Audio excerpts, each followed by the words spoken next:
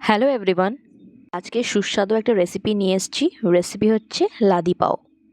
প্রথমে half cup গরম দুধে 1 টেবিল স্পুন চিনি আর 2 টেবিল স্পুন ইস্ট দিয়ে ভালো করে গুলিয়ে এটাকে অ্যাক্টিভেট হতে রেখে দিতে হবে 15 মিনিট। তারপর লাগছে 2.5 কাপ ময়দা, হাফ টেবিল চামচ নুন দিয়ে সব কিছুকে ভালো করে চেলে নিতে হবে। সব কিছুকে চেলে নেওয়ার পর আমাদের যে ইস্টটা আমরা অ্যাক্টিভেট করতে রেখেছিলাম ওইটা দিয়ে একটা সফট ডো তৈরি করে নিতে হবে। এখানে আমি বাকি হাফ কাপ দুধটাও ইউজ করে নেব, দিয়ে একটা সফট ডো তৈরি করে নেব।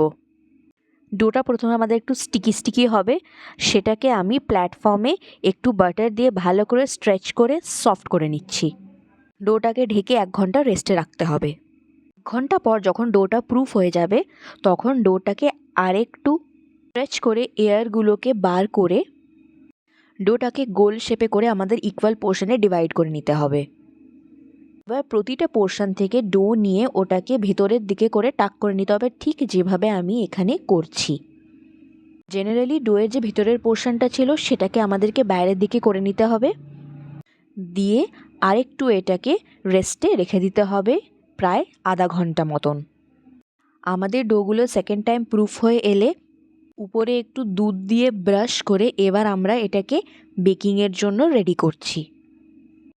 সবার কাছে মাইক্রোওয়েভ না থাকার জন্য আমি এটা কড়াইয়ে নুন দিয়ে করে দেখাচ্ছি।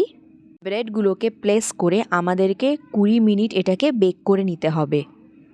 লিডটা খুলে মাঝে আপনি আরেকবার বাটার ব্রাশ করতে পারেন, এতে ব্রেডগুলো খুব সফট তৈরি হবে।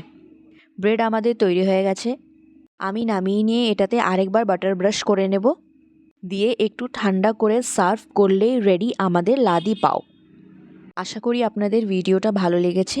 ভিডিওটা ভালো লেগে থাকলে লাইক করবেন, শেয়ার করবেন আর আমার পেজটা ফলো করে আমার পাশে থাকবেন। দেখা হচ্ছে নতুন একটা রেসিপি নিয়ে। Bye bye.